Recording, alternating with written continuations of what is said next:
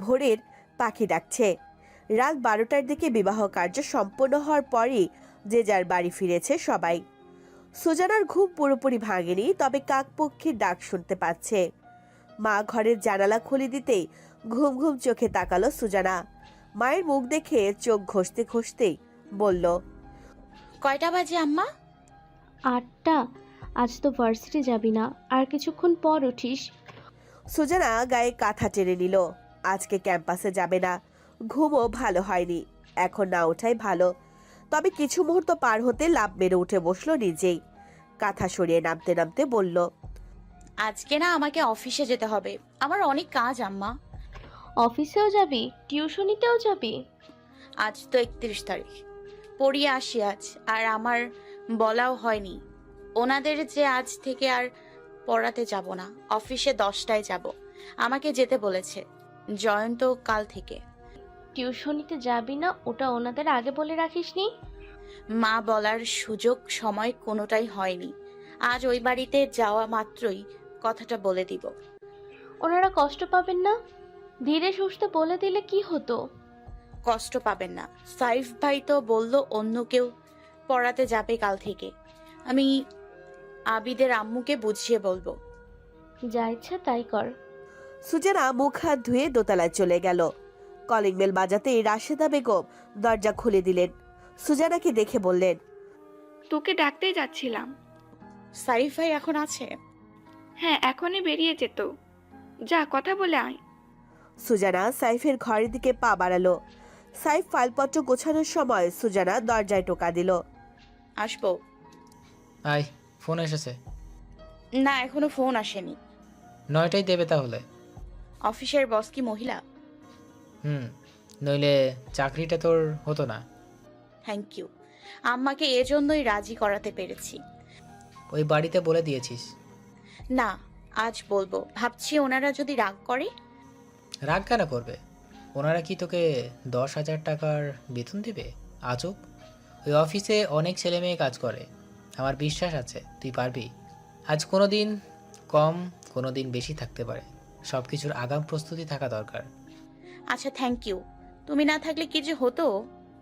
সাইফ হেসে তার মাথা চাপড়ে দিয়ে বেরিয়ে যেতে যেতে বলল, বড় হয়ে গেছিস সুচু, তাই তোকে বিয়ে দিয়ে দিব। তোমার মাথা। আমার মাথায় নয়, সত্যি। বিয়ে তুমি করো, আমার বান্ধবীকে বসিয়ে রেখে আমার বিয়ে খাওয়া হচ্ছে। তোর বান্ধবীকে তোর বিয়ে খাওয়াবো? ধ্যাত। সাইফ হাসতে হাসতে বেরিয়ে পড়ল। রোজা এসে বলল, এই আপা, তোমার বরের ছবি দেখাও। কে বরটর? কে বলেছে এসব কথাবার্তা হলেই বড় হয়ে যায়? আর একবার এসব বললে মেরে গাল লাল করে দিব, পিয়াত্তব। রেগে বেরিয়ে গেল সুজানা। রোজা খিক করে হেসে উঠে বলল, আম্মা, সুজু আপা রেগে গেছে। হ্যাঁ হ্যাঁ, মেয়েটা একদমই বিয়ে টিয়ের কথা শুনতে চায় না, আজব মেয়ে একটা। সুজানা 3 তলায় গিয়ে ঘরে পা রাখলো। রান্নাঘরে গিয়ে চা নাস্তা খেয়ে ঘরে গিয়ে সাদা আকাশি রঙা ব্যাগটা খুঁজে বের করে মেশিন ঘরে পা রাখতে সাজিয়া বেগম বললেন, কি ওটা? কাজ আছে আম্মা। আন্টির ব্লাউজগুলো আর কতদিন লাগবে? অনেক কাজ, সবগুলো একসাথে দেব। এগুলো কার? সুজানা অভিকে ট্রাক স্যুটটা বের করে রাখলো, বলল, ওই বাড়ির ছোট কর্তার লুজ হয়, তাই ফিটিং করতে হবে। ওদিকে রাখ, করে দেব। না। কেন? তোমার দক্ষ হাতের কাজ বুঝে যাবে, আমাকেই করতে হবে। বুঝতে পারলাম না। উনি আমাকে করতে বলেছে আম্মা। সেলাই তো আমি করি। আমি কি করে বলবো কেন বলেছে? তোমাকে কষ্ট দিতে চায় না, তাই বোধ হয়। তুমি সরো, আমি করে নিব। পারবি না? আমাকে দে। আম্মা, স্যারের আদেশ মানতে হয়। আচ্ছা, সাবধানে কিন্তু। সন্দিহান চোখে চেয়ে রুম ত্যাগ করলেন সাজিয়া বেগম। সুজানা ট্রাকস্যুটটা ফিট করে আগাগোড়া দেখলো। অনেক জায়গা কুচকে গেছে, গেলে যাক, তাকে করতে বলেছে কেন? এসব কি তার কাজ? ঘড়ির কাঁটা 10:30টার ঘরে। রোদের মাত্রা তীব্রতর। শাসা করে এগিয়ে যাওয়া গাড়ির পেছনে ধা করছে ধুলো। পথচারী আর মানুষের কোলাহলে ব্যস্ত শহরে পথ ধুলে জর্জরিত সুজানা কয়েকবার কেশে নিল। সে অফিসের ঠিকানায় পৌঁছেছে বেশ খানিকক্ষণ। সাহস পাচ্ছে না এগোতে। পাশেই বসে আছে ক্লান্ত ক্ষুধার্ত একটি কুকুর। জিহ্বা বের করে সুজানার দিকে তাকিয়ে হাঁপাচ্ছে। সুজানার মায়া হলো। ব্যাগের ভেতর থেকে বাটার বন বের করে ছুঁড়ে মারল কুকুরটির দিকে। কুকুরটি গপাগপ খেয়ে তেড়ে এলো সুজানার দিকে। ঘেউ ঘু করা শুরু করে দিল। সুজানা দোয়া দরুদ পড়ে বলল, কি সর্বনাশ! তোকে খেতে দিলাম বলে আমার দোষ হয়ে গেল। যা, দূর হ। কি আজব ব্যাপার! দ্রুত রাস্তা পার হয়ে গেল সুজানা। কুকুরটিও সাথে সাথে রাস্তা পার হয়ে গেল। সুজানার পেছন পেছন ছুটল লেজ নেড়ে নেড়ে। সুজানা বিড়বিড়িয়ে বলল, মহা বিপদ তো! কেন আমার পেছনে লেগেছিস ভাই? কুকুরটি ঘেউ ঘেউ করতে লাগলো। সুজানা চোখ তুলে সাদা বিল্ডিংটার দিকে তাকালো। দোতলায় যেতে বলেছে। পাশে বিশাল একটি শোরুম। সাদা কাজ বাঁধা দরজা খুলে কেউ একজন উকি দিল বোধহয়, আবার চলে গেল। সুজানা অফিসের উদ্দেশ্যে পা বাড়ালো। কুকুরটাকে দেখা যাচ্ছে না আর। গাড়ি বারান্দা পার করে দ্রুত সিঁড়ি বেয়ে উপরে চলে যাওয়ার সময় স্যুট বুট পরা দুজন পুরুষ মানুষকে দেখলো কথা বলতে বলতে নেমে আসছে। সুজানা সাইড চেপে দাঁড়িয়ে পড়ল। লোক দুটো তার দিকে তাকিয়ে চলে গেল। সুজানা দোতলায় উঠতেই হ্যাংলা পাতলা একটা ছেলে আসলো। সুজানাকে ছেলেটা একটা অফিস রুমে নিয়ে গেল। অনেকেই ডেস্কে বসে আছে, ল্যাপটপে মনোযোগ। সুজানা সবাইকে ঘুরে ফিরে দেখে নিল। সুজানা ডেস্কে গিয়ে বসার কিছুটা পরই দরজা দিয়ে রূপবতী এক মহিলাকে ঢুকতে দেখা গেল। পরনে মেরুন রঙা বোরকা, মাথায় সোনালি রঙা ঝমকালো হিজাব, প্রসাধনী ও হিজাবের উপর পরিহিত অলংকার। সুজানা ভেবে নিল ইনি নিশ্চয়ই কোনো মডেল হবে। মহিলা চলে গেল কর্মীদের সাথে কথা বলতে বলতে। সুজানাকে কিছু পরেই ডাকা হলো। অফিসের দরজা খুলতেই কিছু আগের দেখা সে মহিলাকে দেখে খানিকটা চমকালো সুজানা।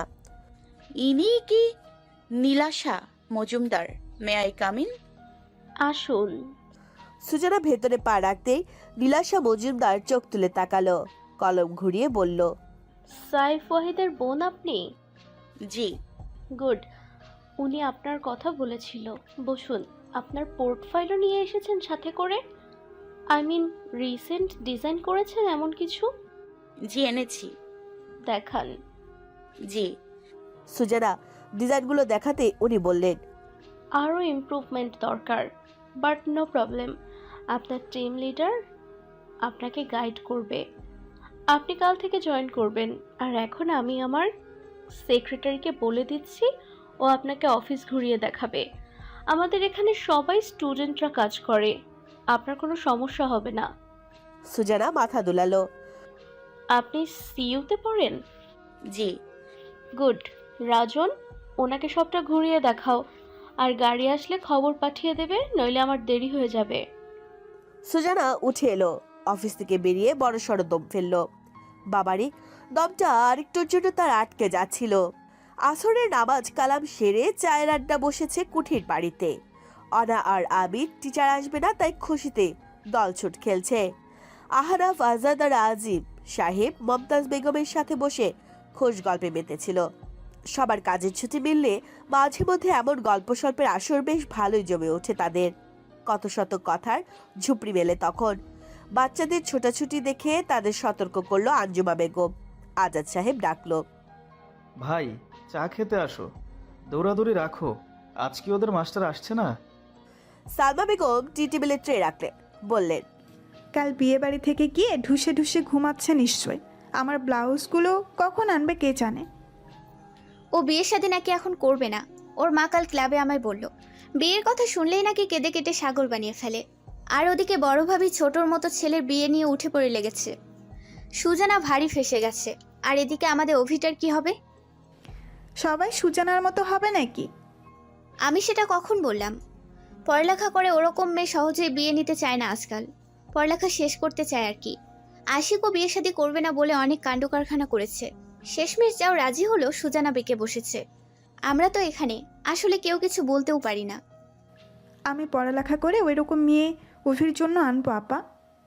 তোমার বড় ভাবিকে সুজানার জন্য হাঁ করে বসে থাকতে বলো। আজিম সাহেব চায়ের কাপে চুমুক বসিয়ে বলল, কথাবার্তা কত দূরে গিয়েছে? অত এগোয়নি। মেয়ের পক্ষ থেকে এখন স্পষ্ট উত্তর আসেনি, তাই কিছু বলা যাচ্ছে না। সুজানাকে রাজি করানোর দায়িত্ব তো আনিকার। আজ না হোক কাল তো বিয়ে করতেই হবে। তাছাড়া ওদের তো ভালোই লাগবে, কথা এত দূর গেল আমি তো জানি না। আমাদেরকে তো কে এত সব জানানোর প্রয়োজন মনে করে দাদু ভাই? সীমা কি বলছেন এসব? আওয়াজ করছি না কারণ মর্জিনা একটা কথাকে 10 কান করে তাই। আজ বাড়িতে নেই তাই বলছি। সুজানার মাই বারণ করেছে আপাতত ব্যাপারটা খোলাসা না করতে। উনি সিদ্ধান্ত জানাবেন খুব তাড়াতাড়ি। আর কথাবার্তা হয়ে পরবর্তী ভাঙন হলে মানুষে মেয়েকে ঘিরে আজে বাজে কথা বলে। তাছাড়া ওর বাবা নেই, তাই ওর মা চিন্তায় থাকে আর কি। সুজানার পুরোপুরি সমর্থন পেলে উনি জানাবেন বলেছেন। ভালোই, তোমার ভাইয়ের বউয়ের চোখের প্রশংসা করতে হয়। ভালো মেয়েকেই পছন্দ করেছে ছেলের জন্য। সুজানার তো আর কোনো ছেলে পেলে পছন্দ নেই। কথাটা কি আমাকে বললেন মা? আমি পছন্দ করি অমন মেয়ের ছেলে পেলে পছন্দ থাকে? বৌমা, এখানে সুজানা আর আশিকের কথা হচ্ছে, আমার দাদু ভাইয়ের নয়। কেন তুমি ওকে টানছো শুধু শুধু? আচ্ছা, ও কোথায়? একবারও নিচে এলো না? আরিকা আর অভিক একত্রে এলো ছাদ থেকে। চারা লাগাচ্ছিলাম ছাদে। অভিক পানি ভর্তি গ্লাস হাতে নিয়ে মমতাজ বেগমের পাশে বসলো। পানি মুখে দেওয়ার আগে জানতে চাইলো, কিসের কথা হচ্ছে এখানে? আমরা বিয়ের কথা বলছিলাম দাদু ভাই, তোমার আর সুজানার। পানি ছুটে গিয়ে সামনে ছিটকে পড়লো অভিকের মুখ থেকে। কেসে উঠতেই সালমা বেগম ছুটে গিয়ে মাথায় চাপড় দিতে দিতে বলল, আহ মা, কিসব বাজে বাজে কথা বলেন? ওহ, আমার ভুল হয়ে গেছে দাদু ভাই, কথাটা ওভাবে বলতে চাইনি। সুজানা আর আশিকের বিয়ের কথা বলছিলাম। কাশি আরো দ্বিগুণ বেড়ে গেল। কাশতে কাশতে দাঁড়িয়ে পড়ল অভিক। সবাই ব্যতিব্যস্ত হয়ে পড়ল মুহূর্তে। সালমা বেগম দোয়া দরুদ পড়ে ফু দিয়ে বলল, ও মা, হুট করে কেমন কাশি উঠে গেল অফি? চোখ মুখ লাল হয়ে যাচ্ছে। অফি একটু বস, হুট করে কাশি কি করে উঠে গেল? বস না। অভিক বসলো। কাশতে কাশতে গলার শিরা ফুলে উঠেছে। সদর দরজা মেলে দ্রুত ঢুকে এলো সুজানা। বলল, ইস, খুব দেরি হয়ে গেল, রিক্সা পাচ্ছিলাম না আজ তাই। পরক্ষণে বাড়ি ভর্তি লোককে দেখে একসাথে খানিকটা বিস্ময় নিয়ে প্রত্যেকের দিকে তাকালো এক এক করে বিমূঢ় চোখে। থমকে গেল রক্তবর্ণে রঞ্জিত অক্ষিপট চোখ জোড়ায়। কয়েকটা শুকনো ঢোক নেমে গেল স্বর্ণালীর নিচ দিয়ে। ওনার চোখ মুখের অবস্থা এমন কেন? সে কি আজও ভুল সময়ে এসে পড়েছে? সালমা বেগম ভেজা চাহনিতে ছেলের দিকে তাকালেন। সুজানাই কাশির ঔষধ? সবার উদ্বেগ চাহনিতে সুজানা বেশ বিভ্রান্তিকর অবস্থায় পড়ে গেল। সবাই তার দিকে তাকিয়ে আছে। সুজানা সবার মুখ দর্শন করে নিল আরো একবার। এখানে কি কিছু হয়েছে? আবিদ তাকে দেখে ছুটে গেল। আঙ্গুল টেনে ধরে মুখ তুলে তাকিয়ে বলল, সুজান, আজকে ছুটি নাই? সুজানা তার সাথে মৃদু হাসলো। দুপাশে মাথা নাড়িয়ে বুঝালো, নাই। সুজান, অফির কাচ্ছি অচুক। আবিদ গ্লাস দিয়ে পানি খাওয়ার মতো দেখিয়ে বলল, অভি পানি খাচ্ছে, তারপর কাচি উঠে গেছে, চোখ লাল হয়ে গেছে। কথাগুলো শুনে সুজানার হাসি পেলে সে চুপ থাকলো। অন্য কিছু ঘটেছে এখানে। সে বেশ বুঝতে পারছে কাশি উঠলে চোখ লাল হয়, চাহনি দুর্বহ নয়। সুজানা এতগুলো দিনে এটুকু বুঝেছে অভিক ফারদিনের চোখ তার দিকে এলেই মায়ের সাগরে পরিণত হয়। সুজানা সেটাকে সংজ্ঞায়িত করতে গিয়ে দ্বিধায় পড়ে বারবার। ছাত্রী হিসেবে স্নেহের চোখে অবশ্যই দেখতে পারে, কিন্তু অবশ্য চাহনিতে সেই তাকায় যার প্রবল অধিকার বোধ থাকে। কিন্তু সুজানা কি এমন করেছে? আজকাল তার অনুপস্থিতিতে তাকে নিয়ে বিস্তর আলোচনা হয়, তা বেশ বুঝতে পারছে সে। আরে, ওখানে দাঁড়িয়ে আছেন কেন? আসুন। আনিকার কথায় ধ্যান ভাঙল সুজানার। আবিদের হাত ধরে এগিয়ে যেতে খুক খুক করে কেসে উঠল অভিক। সে আবারও থেমে গেল। সালমা বেগম ছেলেকে হাত ধরে টেনে সোফায় বসালেন। পানির গ্লাস বাড়িয়ে দিয়ে বললেন, পানিটা খা অফি, কথা শুনিস না আমার। অফি, তোমার বেশি ও চোখ। হ্যাঁ, অচুক। আপনি ম্যাডামকে নিয়ে উপরে যান, অনেক খেলেছেন আজকে। আচ্ছা সুজান, চলো চলো। সুজানা তাদের সাথে যাওয়ার সময় আরো একবার তাকালো পিছু, তারপর সোজা হেঁটে চলে গেল। সুজানা যেতে মমতাজ বেগম বড়সড় একটা দম ফেলল। সালমা বেগম বললেন, মা, আপনি কথা বলার সময় একটু হুঁশিয়ারে বলবেন, মুখে যা আসে তাই বলে দিলে তো হয় না। বৃদ্ধা পানের মধ্যে সুপারি আর চুন লাগাতে লাগাতে বললেন, হ্যাঁ, আমিই ভুল, তুমি সঠিক বৌমা। ছোট খোকা, তোর বউকে বলে দে চোখ কান যেন খোলা রেখে চলে। কিছুদিন বাদে তো ছেলের বউ আসবে, নিজেও শাশুড়ি হতে যাচ্ছে। আমার চাইতেও খারাপ শাশুড়ি যেন না হয় তোর বউ। বলে তিনি চলে গেলেন ধীর পায়ে হেঁটে। সালমা বেগম আজিম সাহেবের দিকে তাকালো, বলল, মা কি বলে গেল? মায়ের বয়স হয়েছে, সব কথা কানে নিতে নেই সালমা। সবগুলো পড়া একেবারে শুরু থেকে পড়িয়ে দুজনকে ছড়া পড়তে দিল সুজানা। ওরা বইয়ে আঙুল টিপে পড়তে পড়তে সুজানার দিকে মুখ তুলে তাকালো। সুজানা বলল, একটা কাজ করতে পারবেন সুজানের জন্য? তারা উৎসুক হয়ে তাকালো। সুজানা ব্যাগ থেকে অভিকের চাক সুইটারটা শপিং ব্যাগ বের করে বলল, এটা চাচুকে দিয়ে আসুন। অভি, হুম সুজান অভির জন্য কাপড় আনছে। হুম আচ্ছা। না, আমি যাব। আচ্ছা আচ্ছা বাপু, দুজনেই নিয়ে যান, এক্ষুনি চলে আসবেন কিন্তু। হ্যাঁ। ওরা দুজনেই চলে গেল দৌড়ে। কিছু পরেই ফিরে এলো ব্যাগটা হাতে নিয়ে। সুজানার দিকে বাড়িয়ে দিয়ে বলল, অভি বলছে নিবে না। কেন নেবে না? এটা ঠিক করে দিয়েছি তো। বলবেন এটা সুজানা নিয়ে যাবে না। আর না, অভি বলছে সুজানকে জিতে। আমাকে যেতে? হুম। কপালে হাত দিল সুজানা। ব্যাগটা কেড়ে নিয়ে বলল, ওকে যাওয়ার সময় দিব। হাত ভর্তি ইমিটেশন চুড়ি আর নতুন কানের দুল, নাকের দুল পরিহিত মর্জিনা ট্রে নিয়ে ভেতরে প্রবেশ করলো। টেবিলের ওপর ট্রে রেখে বলল, বাপের বাড়ি থেকে মাত্রই ফিরলাম। এইবারের মানুষ আমাকে ছাড়া আন্ধা, বুঝলা? আপনাকে তো আজ সুন্দর লাগছে। ছোট বাবুও বলছে আমাকে নাকি নতুন মেহমানের মতো লাগতেছে, কিন্তু মেহমান ভেবে কেউ তো আর বসে বসে একবেলা খাওয়াবে না। নতুন শাড়িটাও বদলাইতে পারলাম না, কাজ আর কাজ। বাপরে বাপ। নাও তোমার খানা, খাইয়া লও।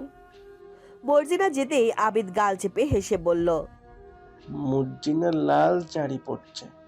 আল্লাহ, ওটা দাদু। মুর্জিনা দাদু। সুজানা আবারও হেসে উঠে গাল টেনে দিয়ে বক তুলে চুমুক বসাতেই ব্যতিক্রমী স্বাদ লাগায় নাক মুখ কুচকে নিল। টের পেল তা কফি নয়। এত সুন্দর হয়েছে চায়ের রংটা, তাও বিষাদ ঠেকল সুজানার কাছে। ঠিক ওই চোখের চাহনি যেমন ছিল। রান্নাঘরে বাজার ঢোকায় আনিকা আসতে পারল না। মর্জিনার মাধ্যমে খবর পাঠালো সুজানা যাওয়ার আগে যেন দেখা করে যায়। সুজানা অনা আর আবিদকে পরিয়ে মাথায় হাত বুলিয়ে আদর করে দিল। কখন আবার দেখা হয় তাদের সাথে। তারা এত আদরের মানে বুঝল না, তবে খুশি হয়ে সুজানাকেও শক্ত করে জড়িয়ে ধরল। সুজানা তাদের আদর করে শেষে অভিকের ঘরের দিকে উকিচুকি দিল। ঘরটা হালকা আলোকিত। জানালার বাইরে বহুদূরে সন্ধ্যার তারাবিহীন খোলা আকাশ দেখা যাচ্ছে। রিগেল রকিং চেয়ারটা দুলছে। সুজানা ভেবেছিল হাওয়ায় দুলছে ওটি। খেয়াল করে দেখলো আসনটি একজন দখল করে বসে রয়েছে। বুঝতে বেগ পেতে হলো না কে হতে পারে। নিশ্চিন্ত মনে প্রশ্ন করলো, ট্রাক সুইটটা কি রিডিং রুমে রেখে যাবো স্যার? দুলতে থাকা রকিং চেয়ারটার স্পিড কমে এলো। কিছু পরে চেয়ার ছেড়ে দাঁড়ালো অভিক। হেঁটে গিয়ে ঘরের বাল্ব জ্বেলে দিয়ে বলল, ভেতরে আসুন। সুজানা ভেতরে পা রাখলো। অভিক ফোনের চার্জার সরিয়ে ল্যাপটপ চার্জিংয়ে রেখে বলল, বেডের উপর রাখুন। আপনার পারিশ্রমিক কত? সুজানা ব্যাগটা বেডের উপর রেখে বেরিয়ে যেতে উদ্যত হয়ে বলল, ওটার জন্য পারিশ্রমিক লাগবে না। দাঁড়ান, যাবেন না। সুজানা সত্যি সত্যি গেল না, দাঁড়িয়ে থাকলো। তবে ধাতে ভীষণ লাগলো তার। আর জীবনও কোনো কাপড় চোপড় নিয়ে যাবে না সে। যদিও আজকের পর এই বাড়িতে কখন আসবে সে জানে না। অভিক ড্রেসিং টেবিলের ড্রয়ার খুলতেই বেড সাইড টেবিলে কেঁপে উঠল ফোনটা। বেজে উঠল। ড্রয়ার থেকে সাদা কাগজ নিয়ে ফোনটার দিকে তাকিয়ে এক পলক সুজানার দিকে তাকালো। সুজানা জড়সড় হয়ে দাঁড়িয়ে আছে। অভিক ফোনটা রিসিভ করে লাউড স্পিকার করে দিল। সাইফ ওয়াহিদের এ সময় কি প্রয়োজন হতে পারে? দুপাশে সালাম আদান প্রদান হলো। সুজানা অন্যদিকে মনোযোগ রেখেছে। আচমকা পরিচিত গলার আওয়াজ শুনে স্তব্ধ হয়ে গেল সে। সাইফ ভাই ফোন করার সময় আর পেল না। অভিক ফারদিন বলছি। আপনি সাইফ ওয়াহিদ? জি, আপনার সাথে কিছু কথা ছিল। বলুন। আমাদের টিমের একজন সদস্য আপনার বাচ্চাদের পড়িয়েছে গত 1 মাস। কাল থেকে অন্য একজন যাবে। অভিক সুজানার দিকে অত্যাধিক বিস্ময় নিয়ে তাকালো। সুজানা তাকে পিছু করে কাচুমাচু করে দাঁড়ালো। যিনি পড়াতেন উনি কেন আসবেন না আর? ও হ্যাঁ, তার অন্য কোথাও চাকরি হয়েছে, সে টিউশনিটা করতে চায় না, তাই কাল থেকে একটা ছেলে যাবে পড়াতে। আশা করি আপনাদের কোনো সমস্যা হবে না। জি, রাখতে পারেন। কলটা টুটটুট করে কেটে গেল। সুজানা ধীরে ধীরে সামনে ফিরল, চোখ ফ্লোরে রেখে বলল, আমি বলতে যাচ্ছিলাম আবিদের আম্মুকে, কাল যিনি পড়াতে আসবেন তিনি আমার চাইতেও ভালো পড়েন। নিচে যান, আপুর সাথে যা বলার বলে নিন। আপনার পারিশ্রমিক নিচে গিয়ে হাজির হবে। সুজানা মাথা নেড়ে রুমের বাইরে বেরিয়ে গেল। অভিক দরজার কাছে গিয়ে দাঁড়িয়ে তার যাওয়ার দিকে তাকিয়ে নিঃশব্দে ডাকলো, সুজানা, আমার প্রশ্নের উত্তর। সুজানা শুনলে নিশ্চয়ই ফিরত। সুজানার বক্তব্য শুনে সবাই অসীম বিস্ময় নিয়ে তাকালো একে অপরের দিকে। সবার বিস্ময়কর চাহনি দেখে সুজানা বিভ্রান্তিতে পড়ে গেল। সবার প্রতিক্রিয়া দেখে মনে হচ্ছে সে কোনো অপরাধ করে ফেলেছে। আনিকা মুখ খুলল অনেকক্ষণ পর, ভার মুখে বলল, মাত্র তো 1 মাস পড়ালেন, এটা ভারী অন্যায় হয়ে যাচ্ছে সুজানা। চাকরির পাশাপাশি ওদের পড়ানোটা খুবই টাফ হয়ে যাচ্ছে, নইলে যে করেই হোক পড়াতাম। সমস্যা নেই, ওদের যে পড়াবে উনি অনেক ভালো পড়ায়। সালমা বেগম এতক্ষণ চুপ ছিলেন, এবার সামনে এসে বলল, তোমাকে দেখে তো মনে হয় ভাজা মাছ একদম উল্টে খেতে জানো না। টিউশনে ছেড়ে দেবে এটা তো একবারও কাউকে বললে না। একটু ভালো পড়ায় বলেছে তাই দাম বেড়ে উঠে গেছে, তাই না? সুজানা কাচুমাচু করে মাথা নামিয়ে নিল। পেছন থেকে বৃদ্ধা ডাক দিয়ে বললেন, ছোট বৌমা, মেয়েটা তোমার বাড়িতে আর আসবে কেন এভাবে বলছো? শেষবার একটু মিষ্টি করে কথা তো বলতে পারো। সালমা বেগম মুখ ঘুরিয়ে নিলেন। এই মেয়ে এই বাড়িতে শেষবার কখনই হতে পারে না। এই মেয়ে ওনাকে না জ্বালিয়ে এত সহজে ছাড়বে না, অসম্ভব। অনা আর আবির দু হাতে মিনি কেক খেতে খেতে সুজানার কাছে এলো, বলল, সুজান কালকে আসবে না?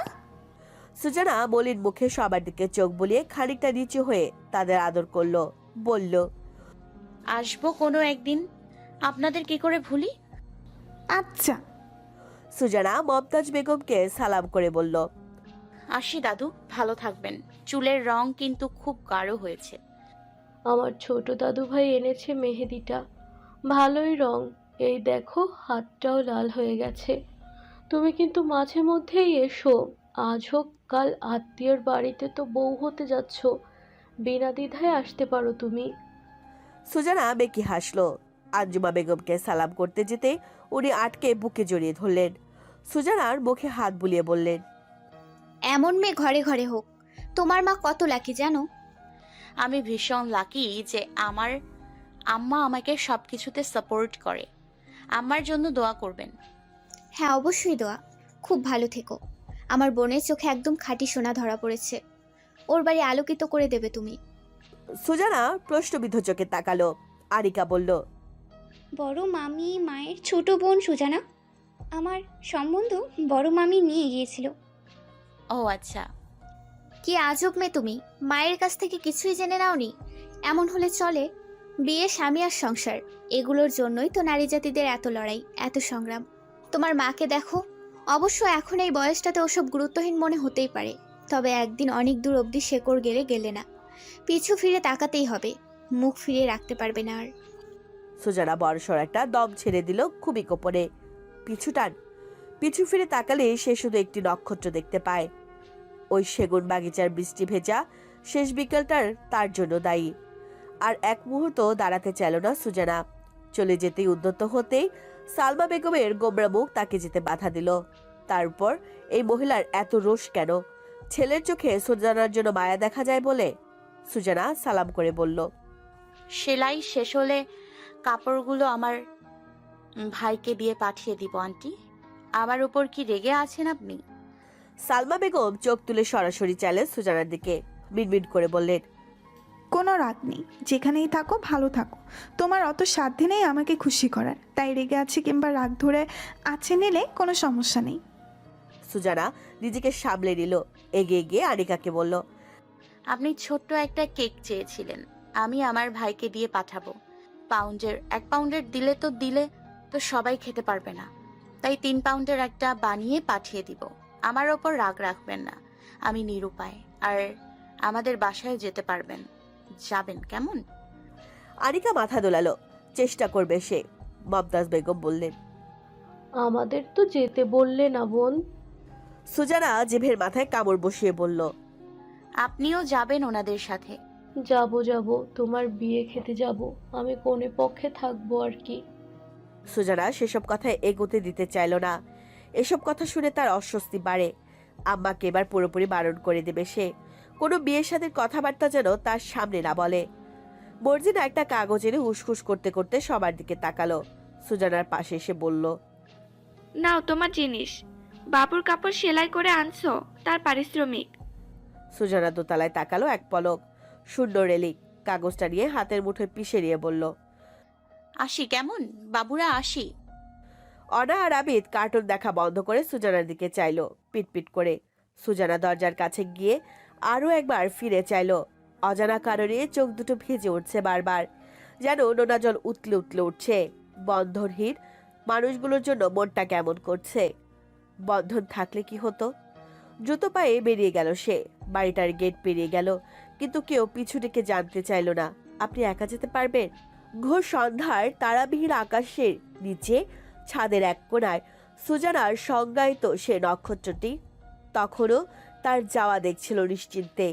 ড্রাইভারকে দিয়ে কাছাকাছি একটা রিক্সা রাখার বন্দোবস্তটা কিছুদিন আগে থেকে চালু হয়েছিল।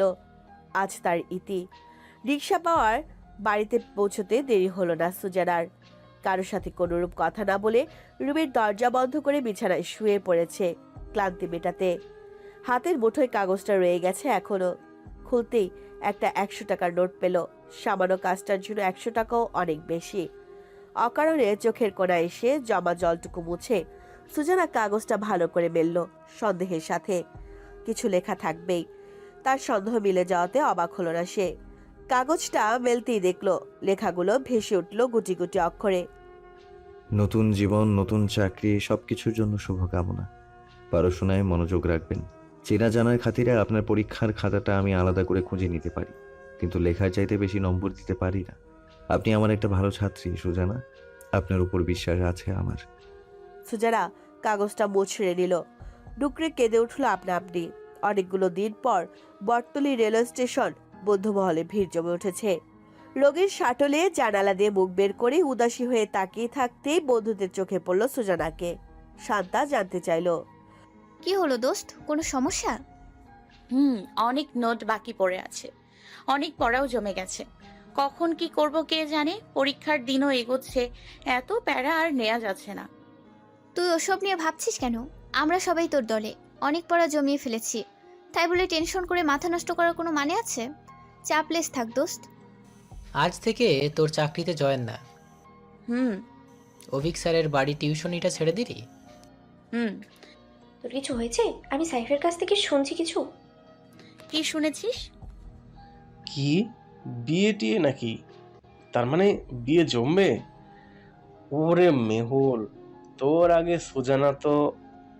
চুপ করবি তোরা, নাকি নেমে যাব? কোনো বিয়ে টিয়ে আমি এখন করছি না। হ্যাঁ, এটা সত্যি কথাবার্তা হচ্ছিল। মেহুলেরও তো এমন হয়। এখানে নাচানাচির কি আছে? তোরা চাস আমার বিয়ে হয়ে যাক এখন? একদম না বান্ধবী। তাহলে একদম চুপচাপ থাক। এক পড়ালেখা মাথা নষ্ট করে দেবে ভাই। তার মধ্যে তোরা বিয়ে শাদির কথা ভাবিস কি করে? তো সেটাই তো আমি বুঝি না। মেয়ে হলে এতক্ষণে আমি 4 বাচ্চার মা হইতাম শালা। কোনো কিছুর চাপ নাই, শুধু ওয়া সামলাইতাম। কিন্তু আফসোস, আমারে কেউ বিয়ে করার কথাই বলে না। সবাই হেসে উঠল একসাথে। সুজানাও হেসে উঠল তাদের সাথে। নিখিল হাসতে হাসতে বলল। মেয়েরা বিয়ে বললে নিজেরাই কাঁদে, আর ছেলেরা বিয়ের কথা বললে ছেলের বাপ মা কাঁদে। সবাই আরেক দফা হেসে উঠল। সুজানা হাসি থামিয়ে বলল। থামবি? সারাক্ষণ এমনি ফজলামি করিস? পুরোটা পথ বন্ধুমহলের মাতামাতি হাসাহাসির তালে কেটে গেল। ক্যাম্পাসে পৌঁছে ক্লাসের দিকে ছুটল সবাই সময় দেখে। সুজানা পুরো 3-4টা ক্লাস করলো এক নাগারে। একটা ক্লাসও তার মন বসল না। চায়ের ট্রের মাঝখান থেকে কফির মগটা নিয়ে অভিকের দিকে বাড়িয়ে দিলেন সালমা বেগম। অভিক কফিটা নিল এক হাতে, অন্য হাতে ফোন। সালমা বেগম উকি দিয়ে বলল। ফোনে কাকে দেখছিস? অভিক মায়ের প্রশ্নে চোখ তুলে তাকালো। ফোনটা দেখাতেই সালমা বেগম দেখলেন ইংরেজি ভাষায় কি কতগুলো লেখা। আজমল ফারদিনের পাল্লায় পড়ে লেখাপড়া ছেড়ে এই বাড়িতে বসতি করেছে সে কখন। পড়ালেখা সব ভুলার পথে, অত ইংরেজি মাথায় ঢোকে না আজকাল। অনা আর আবিদ এসে অভিকের গলা জড়িয়ে ধরল। অভি, ওপি টিকিট খেলবো। এখন পড়ার সময় জুনিয়র, রিডিং রুমে যান, টিচার আসবে। সুজান আনবে না। অন্য টিচার আসবে। না, যাব না। যাও, দুজন গিয়ে চুপচাপ পড়তে বসো, নইলে তোমাদের পাপাকে ফোন দিচ্ছি। বলবো আসার সময় যাতে কিছু না আনে, খালি হাতে ফেরে। আম্মু পচা। হ্যাঁ পচা, যাও পড়তে যাও। সুজানকে বলবো খুব মার দিতে। সূচনা, ও সরি, মুখ ফসকে বেরিয়ে গেছে। অভিয়েদের কিছু বল। কলিং বেল বেজে উঠল তক্ষুনি। মর্জিনা দৌড়ে গিয়ে খুলে দিতে শ্যামবর হ্যাংলা পাতলা একটা ছেলেকে দেখে বলল, পড়াতে আইসো? জি। অভিক এগিয়ে গেল। ছেলেটা সালাম জানালো। আসসালামু আলাইকুম স্যার। ওয়ালাইকুম আসসালাম। আমি কি চিনি? আপনি চিনবেন না, তবে আমি চিনি। আমি কমার্স কলেজের স্টুডেন্ট। গুড জব, ভেতরে আসো। ওদের ধৈর্য নিয়ে পড়াতে হবে, ভীষণ দুষ্ট। পারবো আমি। All the best. টিচারের কাছে কোলে করে দিয়ে আসলো অভিক। কোনো মতে দুজন পড়তে বসবে না, এত বিচ্ছু হলে চলে। অভিক দোতলা থেকে নেমে এসে বসতে যাবে, তখনই আবারও কলিং বেল বেজে উঠল। মমতাজ বেগমকে ধীর পায়ে হেঁটে আসতে দেখে অভিক এগিয়ে গিয়ে হাত ধরে এনে সোফায় বসিয়ে দিতেই বৃদ্ধা তাড়া দিয়ে বললেন, আগে দেখো কে এসেছে। আন্টি, দরজাটা কেন বন্ধ করে? দরজা খুলে দিতেই মালিককে দেখে ভ্রু কুঁচকে এলো তার। মালিক কাগজের কার্টুন বাড়িয়ে দিয়ে বলল, বাবু, অল্প বয়সী এক ছোকরায় এটা দিয়ে গিয়েছে, বলছে সুজনা নাকি পাঠাইছে। অভিক কার্টুনটা দেখলো, নিয়ে গেল ভেতরে। মমতাজ বেগম জানতে চাইলেন, এটা কি দাদু ভাই? কেক সুজানা পাঠিয়েছে। তোমার জন্য? আমার জন্য কেন কেউ কেক বানাবে? তুমি একটা ভালোবাসা দাদু ভাই। অভিক কার্টুন খুলতে খুলতে আবারও হাসলো। কার্টুনটা খুলতে বেরিয়ে এলো একটা চকলেট কেক। আনিকা এসে বিস্ময় নিয়ে বলল, ও মা, কেক পাঠিয়েছে? এটা কই পাউন্ড হবে রে অভি? 4। দেখেছিস, কেক পাঠিয়ে দিয়েছে। সুজানার কাছে থাকলে আমি ওর কাছ থেকে শিখে নিতাম। ইস কি সুন্দর। শিখে নাও নাত বউ। কিভাবে দাদু? সুজানাকে তোমার কাছে নিয়ে আসো। উনি আসবেন না? এমনি এমনি কেন আসবে, বন্ধু করে নিয়ে এসো। বন্ধু মানে? আপু, কাটার নিয়ে এসো। আনিকা কাটার আনতে ছুটলো সুজানার সাথে ফোনে কথা বলতে বলতে। আপনি তো 4 পাউন্ডের কেক পাঠালেন সুজানা। এত সুন্দর হয়েছে ডেকোরেশনটা, খেতে নিশ্চয়ই খুব মজা হবে। আরেকটা গুড নিউজ, আপনার টিচার কিন্তু কেকটা বেশ ভালো করে দেখছে। উনি খাবেন?